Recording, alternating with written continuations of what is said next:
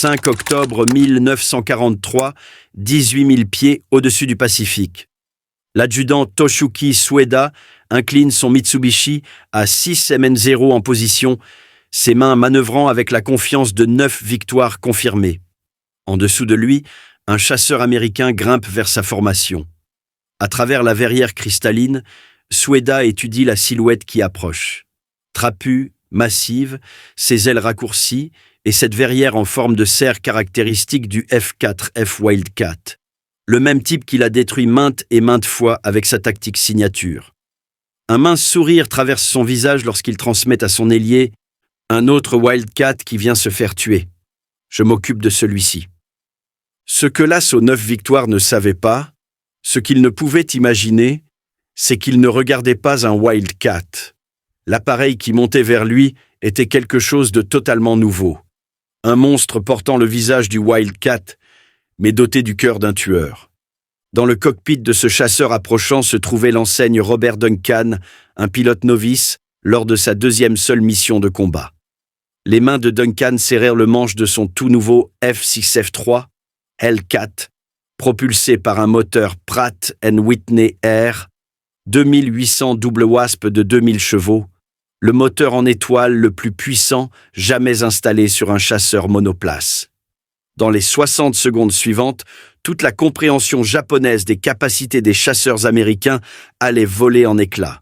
Le Zéro allait rencontrer son bourreau, et Toshuki Sueda allait devenir le premier parmi des milliers à découvrir une vérité brutale. Lorsque les pilotes japonais rapportaient d'eau par radio, des chasseurs américains qui grimpent comme des zéros, ils ne signalèrent pas un simple ajustement tactique.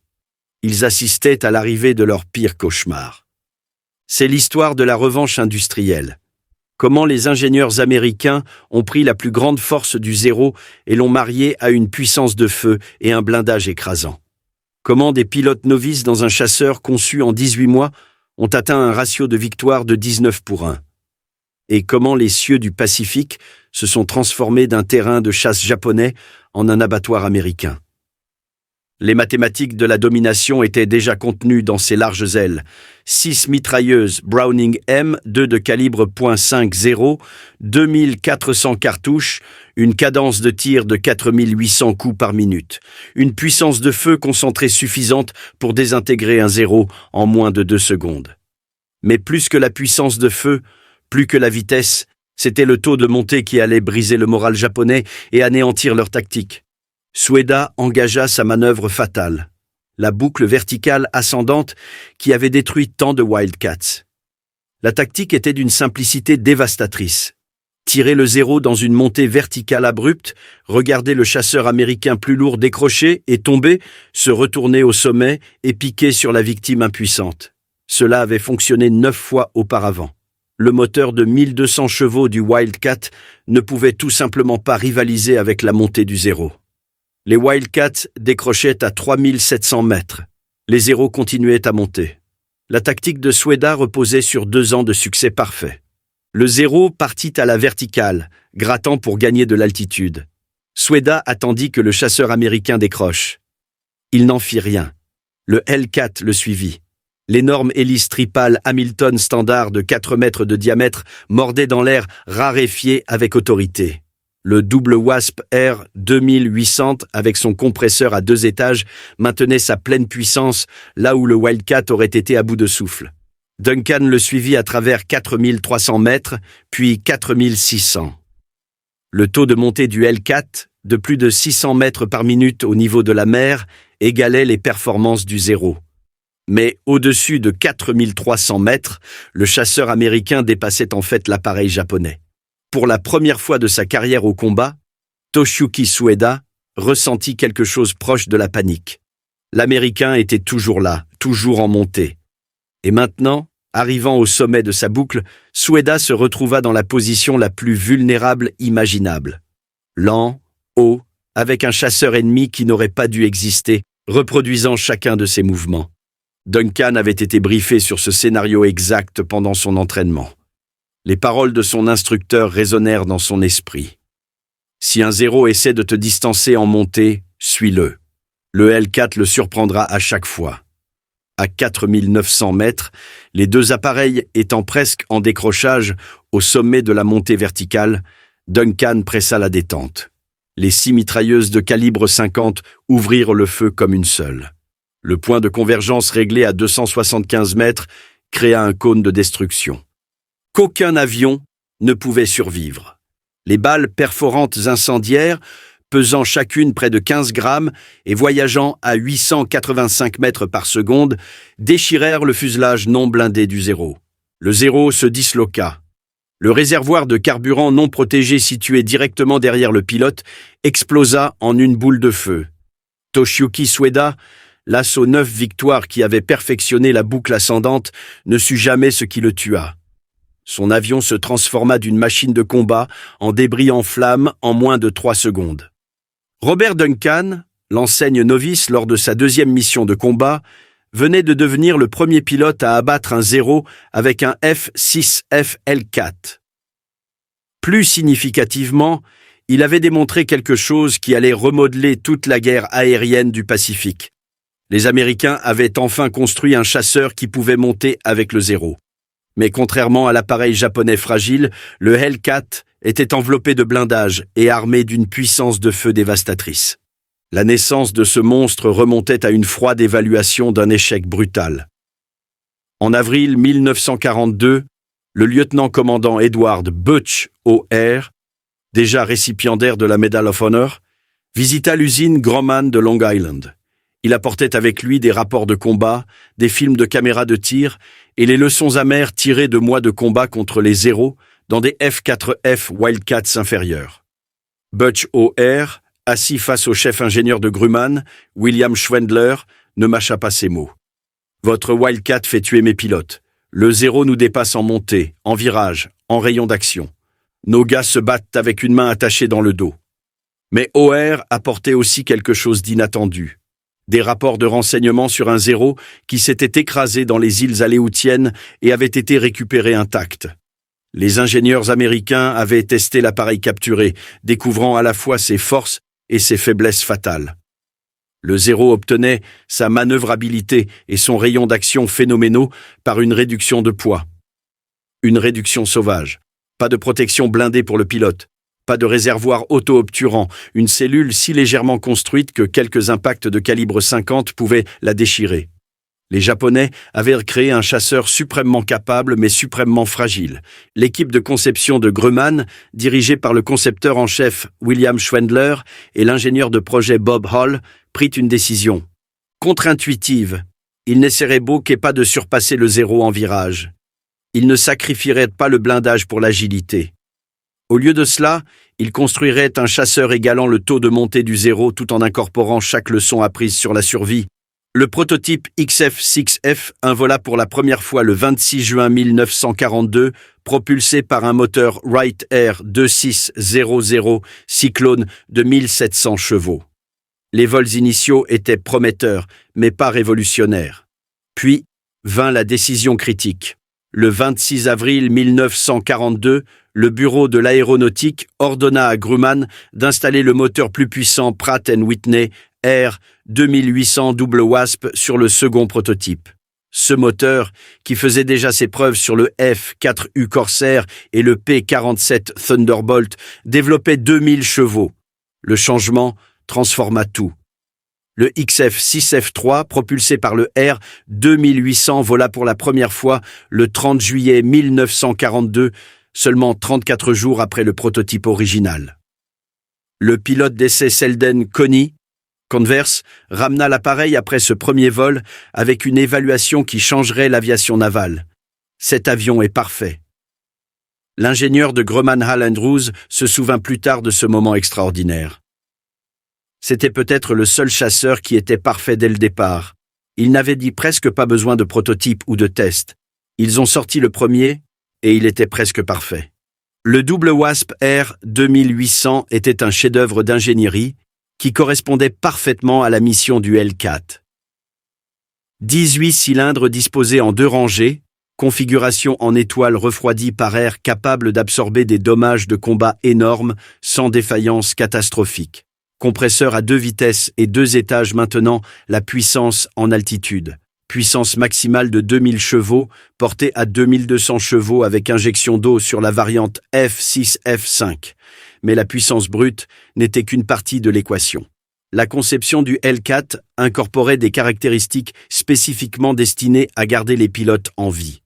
Le cockpit était protégé par 96 kg de plaques de blindage, une plaque d'acier de 10 mm derrière le siège du pilote, un pare-brise en verre pare-balles de 13 mm, des plaques de déviation blindées autour du réservoir d'huile et du refroidisseur d'huile, un réservoir de carburant auto-obturant de 950 litres dans le fuselage pouvant encaisser de multiples impacts sans s'enflammer.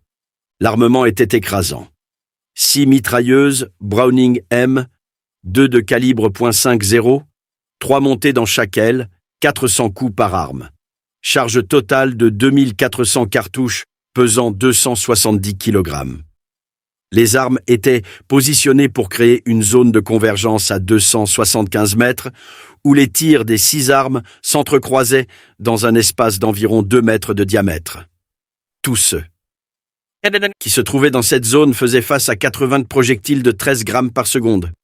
La taille du Hellcat choqua les pilotes habitués au Wildcat compact.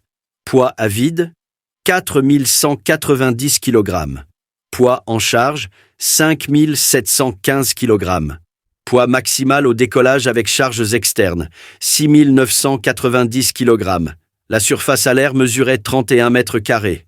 Envergure, 13 mètres. Longueur, 10,2 mètres. Mais cette cellule massive abritait les composants de la destruction. Vitesse maximale, 610 km/h à 7000 mètres. Plafond opérationnel, 11 370 mètres. Rayon de combat, 1520 km avec réservoirs externes. Taux de montée, 790 mètres par minute au niveau de la mer, augmentant à 990 mètres par minute avec injection d'eau. La production commença avec une urgence née du désespoir. Grumman construisit une toute nouvelle usine, l'usine numéro 3 à Bethpage, Long Island, spécifiquement pour la production du Hellcat. L'acier de structure du bâtiment provenait en partie du démantèlement du métro aérien de la Seconde Avenue à New York. La production commença avant même que le bâtiment ne soit terminé. Les ouvriers assemblèrent les avions, pendant que les équipes de construction élevaient les murs autour d'eux. Le premier F6-F3 de production vola le 3 octobre 1942. La production s'accéléra avec la fureur industrielle américaine. 12 appareils au dernier trimestre 1942, 128 au premier trimestre 1943, 130 rien qu'en avril 1943. Au pic de production en mars 1945, Grumman achevait un Hellcat toutes les heures, 24 heures sur 24. La main-d'œuvre qui construisait ces chasseurs représentait l'Amérique industrielle en guerre. 20 000 ouvriers, dont la plupart n'avaient jamais travaillé dans la construction aéronautique auparavant. Beaucoup étaient des femmes, occupant des emplois laissés vacants par les hommes partis au combat. Ils construisirent 12 275 Hellcats en un peu plus de 2 ans. Une réussite industrielle à la hauteur des prouesses de combat de l'appareil. L'escadron de chasse 9, VF9, reçut les premiers Hellcats opérationnels en janvier 1943. La réaction initiale des pilotes face aux gros chasseurs fut mitigée. Le lieutenant-commandant Phil Torrey, commandant du VF9, fit le tour de l'appareil en étudiant sa masse imposante. « Cette chose pèse aussi lourd qu'un bombardier torpilleur. Peut-il même dogfighter ?» La réponse viendrait du creuset du combat. 31 août 1943, île Marcus. Les débuts au combat du Hellcat. La Task Force 15, commandée par le contre-amiral Charles Pownall, approchait de la base japonaise isolée à 1600 km au sud-est de Tokyo. La force incluait l'USS Essex, l'USS Yorktown et l'USS Independence. Plus important encore, elle transportait les premiers escadrons de F-6F opérationnels. Le commandant James Flatley dirigeait le VF-5 à bord du Yorktown. Le lieutenant-commandant Phil Torrey menait le VF-9 à bord de l'Essex. Le lieutenant-commandant Edward Butch O'Hare dirigeait des détachements du VF-6 à bord de l'Independence. À 4h15, dans l'obscurité pré-aube, les premiers Hellcats décollèrent. L'appareil du commandant Flatley fut le premier à quitter le pont du Yorktown. L'énorme chasseur accéléra sur le pont d'envol avec autorité, le R 2800 rugissant à pleine puissance, l'hélice de 4 mètres mordant l'air humide du Pacifique. Le Hellcat décolla avec de la marge, grimpant dans l'obscurité avec une puissance qui laissa les équipes de pont secouant la tête d'étonnement. 16 Hellcats du Yorktown, 16 de l'Essex, 12 de l'Indépendance, plus des bombardiers en piqué et des avions torpilleurs. La plus grande force aéronavale jamais assemblée dans la guerre du Pacifique à cette date. Ils arrivèrent au-dessus de l'île Marcus à l'aube, surprenant les Japonais totalement impréparés. 8 bombardiers bimoteurs étaient garés sur le terrain d'aviation, leurs équipages encore endormis. Ils ne décollèrent jamais. Les Hellcats mitraillèrent les avions stationnés, leur puissance de feu concentrée transformant les bombardiers japonais en épaves fumantes. 4 vagues frappèrent l'île tout au long de la journée. En milieu d'après-midi, 80% des installations de l'île Marcus étaient détruites. Le Hellcat avait annoncé son arrivée, mais le vrai test viendrait en combat aérien. Ce test arriva le lendemain, 1er septembre 1943, au-dessus des îles Baker et Howland. Le lieutenant Richard Lowe et l'enseigne A.W. Nyquist, volant sur F-6F-3 depuis l'indépendance, repérèrent un gros appareil approchant à basse altitude, un hydravion Kawanishi H-8K Emily, l'un des plus gros avions de patrouille japonais. Les 2 Hellcats piquèrent pour intercepter. Les mitrailleurs défensifs de l'Emily ouvrirent le feu à 730 mètres. Les tirs de retour des calibres 50 étincelèrent sur les ailes des Hellcats. L'eau maintint son cap, se rapprochant à 365 mètres avant d'ouvrir le feu. Les 6 mitrailleuses de calibre .50 créèrent un torrent de destruction qu'aucun avion ne pouvait survivre. La racine de l'aile 2. L'Emily explosa. Le feu éclata des réservoirs de carburant. L'énorme hydravion piqua du nez et heurta l'eau dans un geyser d'écume. Le F-6F Hellcat avait remporté sa première victoire aérienne. Mais le vrai test, l'engagement qui définirait la réputation du Hellcat, restait à venir. 5 octobre 1943. L'engagement historique de Robert Duncan contre Toshiyuki Sueda ne fut pas un incident isolé. Ce même jour, au-dessus de Wake Island, les Hellcats prouvèrent leur valeur dans un combat à plus grande échelle. 91 F-6F-3 de la Task Force 14 rencontrèrent 50-0 au-dessus de l'île. Les pilotes japonais, vétérans de 2 ans de combat dans le Pacifique, pensaient détenir tous les avantages. Les Zéros montèrent à la rencontre des Américains, confiants dans les tactiques qui avaient détruit d'innombrables Wildcats. Les Hellcats les rencontrèrent en altitude et continuèrent à monter. La formation japonaise se dispersa dans la confusion alors que les chasseurs américains égalèrent leur taux de montée, puis le dépassèrent. À 6100 mètres, les Hellcats se retournèrent et piquèrent à travers la formation de Zeros avec une vitesse écrasante. Les pilotes japonais tentèrent leur combat tournissant traditionnel. Les Hellcats refusèrent de coopérer. Les pilotes américains avaient été instruits dans de nouvelles tactiques spécifiquement conçues pour le Hellcat. Ne tournez jamais avec un zéro. Utilisez votre vitesse, utilisez votre taux de montée, faites une passe dévastatrice et remontez en altitude. Les résultats y furent catastrophiques pour les Japonais. 28-0 détruits, 2 Hellcats perdus. Un ratio de victoire de 14-1 lors du premier engagement majeur du Hellcat. À Rabaul, le 11 novembre 1943, des Hellcats de la Task Force 38 rencontrèrent la plus grande opposition aérienne japonaise à ce jour. Les F-6F-3 et F-4U Corsair revendiquèrent ensemble près de 50 avions japonais lors de missions diurnes. Les pilotes japonais rapportèrent quelque chose de nouveau, de terrifiant. Les chasseurs américains ne se repliaient plus lorsque les Zéros tentèrent de monter. Ils les suivaient et les détruisaient. 23 novembre 1943, au-dessus de Tarawa dans les îles Gilbert. Des F-6F-3 engagèrent des Zéros dans la première bataille aérienne soutenue de la campagne du Pacifique central. L'affrontement dura 3 heures. Les chasseurs japonais tentèrent chaque tactique de leur répertoire. Les Hellcats détruisirent 30 Zéros. Un F-6F fut perdu.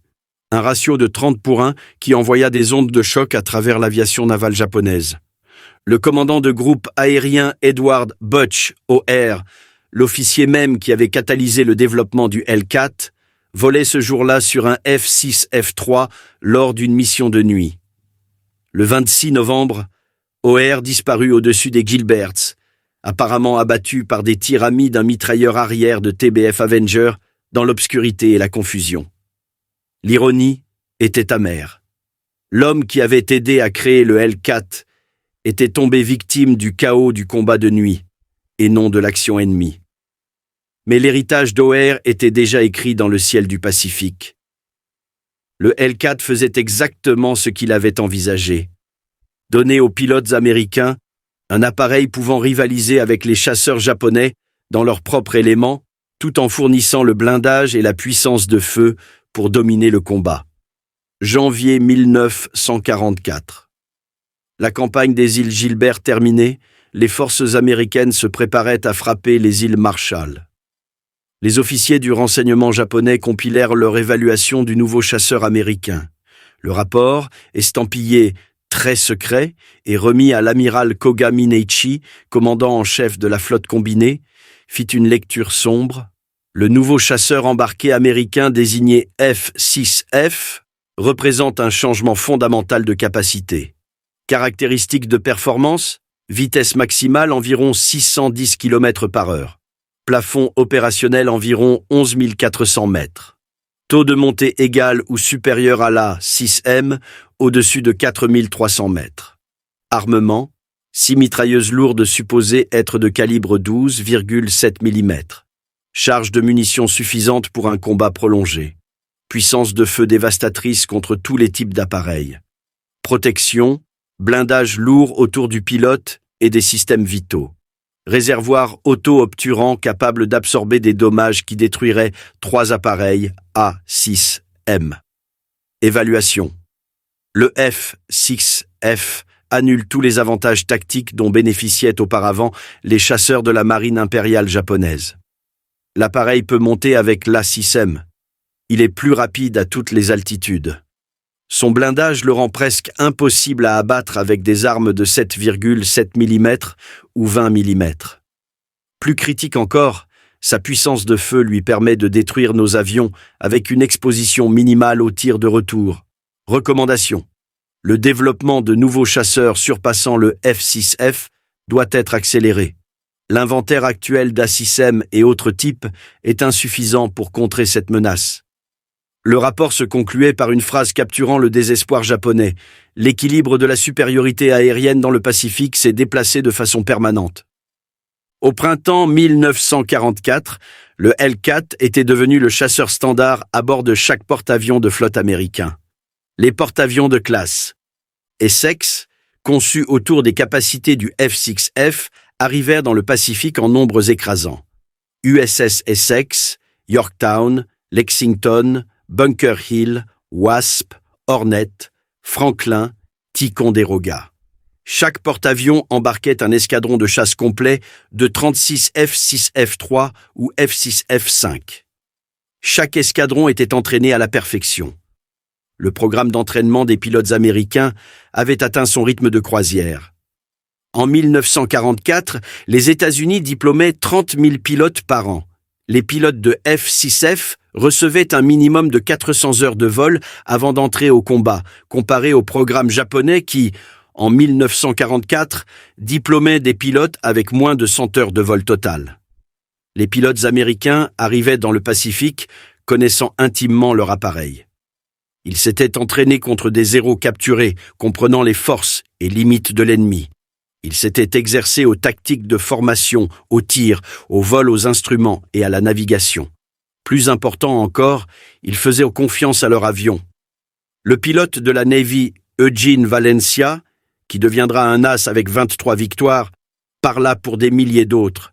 « J'aime tellement cet avion que s'il pouvait cuisiner, je l'épouserais. » La variante F-6, F-5 commença à atteindre les escadrons en avril 1944, incorporant des améliorations basées sur l'expérience du combat.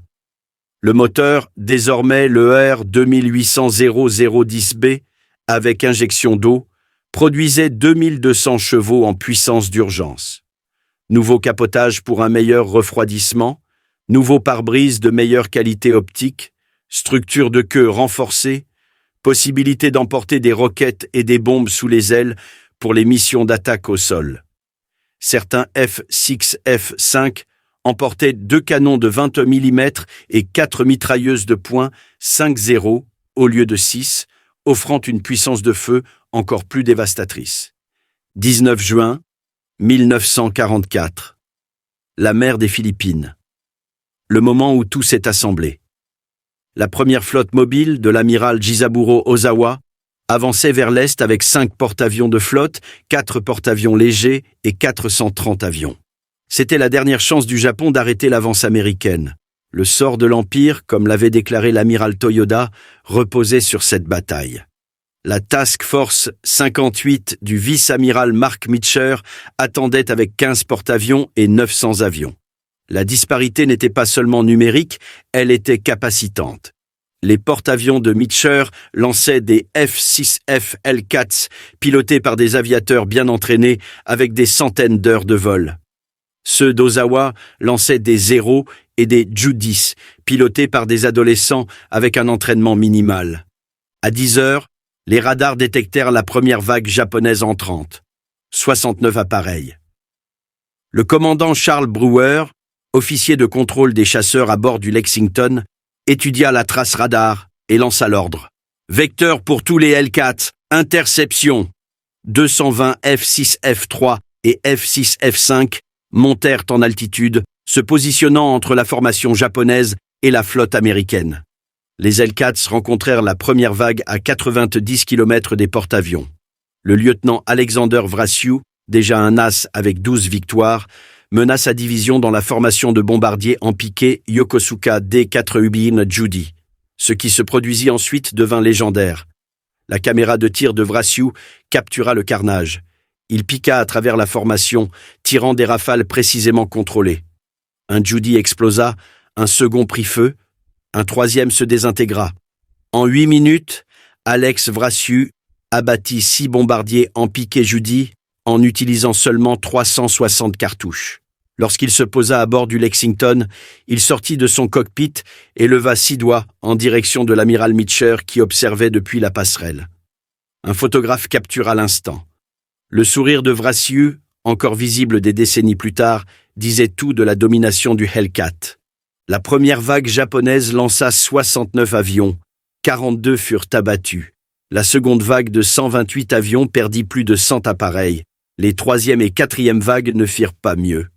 En fin de journée, la force de porte-avions japonaise avait perdu 315 avions sur les 430 engagés, plus 50 autres détruits au sol à Guam. Face à ce massacre, les Américains perdirent moins de 2 douzaines de Hellcats en combat aérien. Les pilotes de la Navy surnommèrent immédiatement la bataille The Great Marianas Turkey Shoot, le grand tir aux dindes des Mariannes. Le commentaire d'un pilote captura la nature déséquilibrée de l'engagement. Bon sang, c'était comme un vieux tir aux dindes d'autrefois chez moi. Le ratio de victoire, une fois calculé, s'établit à 19-1.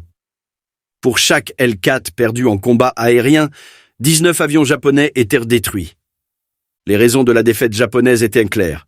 Le F-6F Hellcat surpassait le zéro dans presque toutes les catégories. Meilleure vitesse, taux de montée égal ou supérieur au-dessus de 4300 mètres, vitesse en piqué bien supérieure, puissance de feu écrasante, blindage le rendant presque impossible à abattre. Mais, au-delà de l'appareil, les pilotes américains étaient simplement mieux entraînés, mieux préparés, mieux commandés. Les pilotes japonais qui survécurent au tir aux dindes rapportèrent à leur porte-avions sous le choc. Le rapport de combat d'un pilote, retrouvé après la guerre, captura la perspective japonaise. Les chasseurs américains arrivaient dans des formations que nous ne pouvions briser. Ils montaient avec nous. Ils piquaient quand nous essayions de tourner avec. Eux, leurs mitrailleuses, quand ils tiraient, détruisaient nos avions instantanément. Nous n'avions pas de réponse, aucune tactique qui fonctionnait. Nous ne pouvions que mourir. Tout au long de l'été et de l'automne 1944, les F-6F Hellcats parcoururent le Pacifique à leur guise. Ils escortèrent des bombardiers B-29 vers le Japon. Ils soutinrent les débarquements amphibies des Mariannes aux Philippines. Ils détruisirent la puissance aérienne japonaise au sol et dans les airs. En octobre 1944, l'aviation navale japonaise était réduite à l'état d'ombre. Les pilotes d'élite des porte-avions qui avaient attaqué Pearl Harbor étaient morts. Les remplaçants étaient des adolescents sous-entraînés volant sur des avions obsolètes contre un ennemi supérieur. L'humiliation finale survint lors de la bataille du golfe de Leyte en octobre 1944. Les porte-avions japonais, dépouillés de la plupart de leurs avions, servirent d'appât pour attirer les porte-avions américains loin des plages de débarquement. Des Hellcats de la Task Force 38 les trouvèrent au large du Cap Engano et détruisirent les derniers vestiges de l'aviation embarquée japonaise. Les 4 porte-avions qui avaient mené la conquête japonaise du Pacifique, Zuikaku, Zuio, Chitos et Chiyoda, sombrèrent. Les quelques avions qu'ils transportaient furent balayés du ciel par les Hellcats. L'as américain David McCampbell, volant sur un F-6F5, devint le meilleur score de la Navy avec 34 victoires. Cecil Harris enregistra 24 victoires. Eugene Valencia, 23. Alex Vrasiou, 19. Pat Fleming, 19. 307 pilotes de la Navy et des Marines devinrent des as sur Hellcat, plus que sur tout autre avion américain. Le F-6F ne gagna pas seulement la supériorité aérienne, il atteignit la suprématie aérienne. En 1945, les avions japonais apparaissaient rarement au-dessus des groupes opérationnels américains. Quand ils le faisaient, leur espérance de vie se mesurait en secondes. La légende du Hellcat fut écrite dans les rapports craintifs des pilotes japonais survivants. Des interceptions radio capturèrent leur transmission lorsqu'ils rencontraient des Hellcats. Chasseurs américains au-dessus de nous, rupture de contact. Nous ne pouvons pas engager. Demande la permission de se retirer. Et enfin, la transmission qui disait tout, des chasseurs américains qui grimpent comme des héros. Comment est-ce possible? Le bilan total faisait une lecture sombre pour le Japon. Les F-6F Hellcats détruisirent 5156 avions ennemis en combat aérien, soit 75% de toutes les victoires aériennes de l'US Navy durant la Seconde Guerre mondiale, auxquels s'ajoutaient des centaines d'autres avions détruits au sol et des milliers de cibles terrestres anéanties en mission d'attaque au sol. Face à cette dévastation, 270 Hellcats furent perdus face à des avions ennemis en combat aérien. Le ratio victimes-perte de 19 pour 1 n'a jamais été égalé par aucun chasseur dans aucune guerre. Des essais de fin de guerre menés par la Navy en 1945 évaluèrent les chasseurs alliés et ennemis capturés les uns contre les autres. Le F-6F Hellcat se classa en tête dans la plupart des catégories. Meilleur chasseur embarqué polyvalent, meilleur taux de survie des pilotes, meilleure fiabilité opérationnelle, meilleure plateforme de tir, meilleure flexibilité tactique. La seule catégorie où il ne dominait pas était la vitesse brute, où le F-4U Corsair avait un léger avantage. Mais la vitesse importait moins que l'ensemble complet des capacités qui faisaient du Hellcat le chasseur embarqué le plus réussi jamais construit. Le Hellcat se révéla dans des rôles au-delà du combat aérien. Les chasseurs F-6F-5N, équipés d'un radar dans un pod monté sur l'aile droite, rôdèrent dans les cieux du Pacifique, chassant les avions japonais. Le major Bruce Porter de l'USMC, volant sur des Hellcats de nuit depuis Okinawa, devint un as rare du combat nocturne avec 2 victoires de nuit. Les F-6F, 5 équipés de supports à bombes et de rails de roquettes, dévastèrent les positions japonaises tout au long de la campagne de saut d'île. 6 roquettes aériennes à haute vitesse de 127 mm donnaient aux Hellcat une puissance de feu équivalente à une bordée de destroyers. Lorsque la guerre prit fin en août 1945, les F-6F Hellcats équipaient chaque porte-avions de flotte américain. Ils avaient fait tout ce qu'on leur avait demandé et plus encore. Ils avaient brisé l'aviation navale japonaise. Ils avaient fourni une couverture aérienne pour chaque débarquement amphibie majeur. Ils avaient chassé les avions ennemis du niveau de la mer à 12 000 mètres. Ils avaient ramené chez eux des pilotes qui seraient morts dans des avions inférieurs. Dans des évaluations d'après-guerre, on demanda au commandant japonais quelle arme américaine il craignait le plus. L'amiral Matome Ugaki, chef d'état-major de l'amiral Yamamoto et plus tard commandant de la 5e flotte aérienne, n'hésita pas. Le Grumman F-6F. Une fois qu'il est apparu, nous avons su que la guerre était perdue. Nous ne pouvions égaler sa combinaison de performance, de puissance de feu et de protection. Nos pilotes l'appelaient le fantôme gris parce qu'il semblait immortel. Vous pouviez lui mettre des centaines d'obus, il s'envolait, mais une seule rafale de ses mitrailleuses signifiait une mort certaine. Le L4 fut retiré du service de première ligne vers 1949, remplacé par les jets. Mais son héritage perdure dans les musées de l'aviation navale de Pensacola, à San Diego. Les F-6F-3 et F-6F-5 restaurés se dressent en témoignage du génie de l'ingénierie et de la puissance industrielle américaine. Leurs larges ailes portèrent le poids de la victoire. Leurs 6 mitrailleuses parlèrent le langage de la domination. L'erreur fatale de Toshiyuki Sueda, le 5 octobre 1943, fut la première parmi des milliers. Il regarda un Hellcat et vit un Wildcat. Il exécuta sa tactique éprouvée contre ce qu'il croyait être un équipement inférieur et il mourut dans les 3 premières secondes de l'engagement. Son erreur fut de supposer que la capacité américaine était figée, que les ingénieurs américains ne pouvaient pas s'adapter, que l'industrie américaine ne pouvait pas construire un chasseur égal au zéro. Il se trompait sur tous les points. Le Grumman F-6F L4 représentait tout ce que le Japon ne pouvait égaler. Capacité industrielle, innovation technique, flexibilité tactique, formation des pilotes, endurance opérationnelle. En 18 mois après ses débuts au combat, le L4 transforma les pilotes de chasse japonais de prédateurs en proie. Leurs transmissions radio-confiantes devinrent des suppliques. Leur supériorité tactique devint une obsolescence tactique. Lorsque les pilotes japonais rapportaient des chasseurs américains qui grimpent comme des zéros, ils ne signalaient pas seulement une capacité. Ils annonçaient leur propre perte. La plus grande force du zéro, son taux de montée, avait été égalé, et pour tout le reste, puissance de feu, blindage, vitesse, performance en piqué, les Américains l'avaient dépassé. Au bilan final, le F-6F L4 accomplit ce qu'aucun autre chasseur américain ne pouvait revendiquer.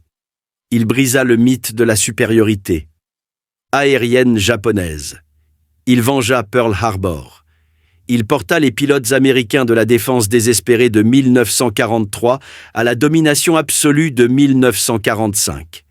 Et il fit tout cela tout en ramenant plus de pilotes sains et saufs que tout autre chasseur de la guerre du Pacifique.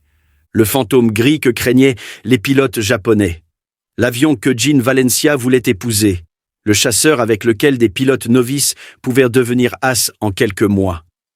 L'arme qui transforma l'aviation navale américaine d'une lutte désespérée en une suprématie écrasante. Le Grumman F-6F L4. Le tueur de zéros. Le fabricant d'as. L'avion qui montait comme un zéro, frappait comme un train de marchandises et changea la guerre. Lorsque le dernier F-6F fut retiré du service, il avait mérité chaque hommage, chaque tribut, chaque parcelle de respect que les pilotes pouvaient donner à un avion. Parce que lorsque cela comptait le plus, lorsque la guerre était en balance, le L4 livra la victoire 12 275 fois en sortant des chaînes de production de Bethpage, Long Island. Il prouva que le génie et la puissance industrielle américains pouvaient égaler et surpasser tout ce que l'ennemi pouvait construire.